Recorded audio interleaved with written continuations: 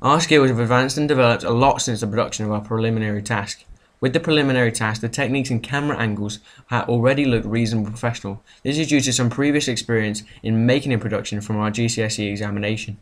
This meant that when we produced the prelim, we used various techniques such as pan, zoom and fast cuts to create the feeling of tension that we desired.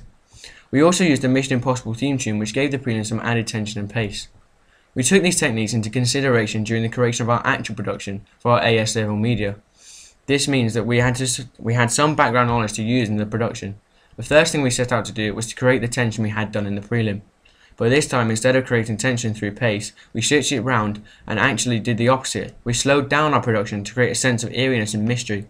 This causes the audience to think about what is going on and entices them to find out more. The second thing that has greatly developed since the making of our prelim is how we have filmed and edited the shots.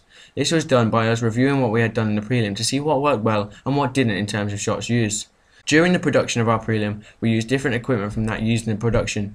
In the prelim, we used a lower quality camera that was borrowed from the school and a school's tripod. However, during the editing, we realised that the quality of the camera had a massive effect on what the finished product looked like.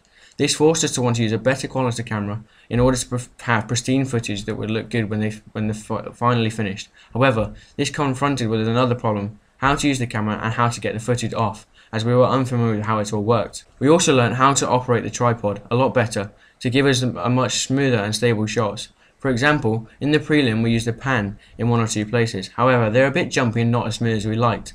This encouraged us to make sure that this didn't happen. In order to do this, it meant we had to learn the ins and outs of the tripod, and eventually we had the know-how to understand how to produce professional looking pans and stable good looking shots. One of the biggest areas that is different from the prelim to the actual production is the editing process.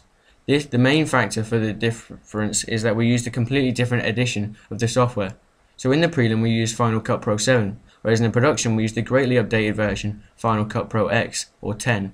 This software was massively different in both the look and usage of them. For example, they had changed the way to do certain things which we had done in the past. This meant we had to learn how to use the new software in order to achieve what we wanted. However, in the end, the hours of tinkering and much learning paid off. We both became extremely confident and happy in how to use the products.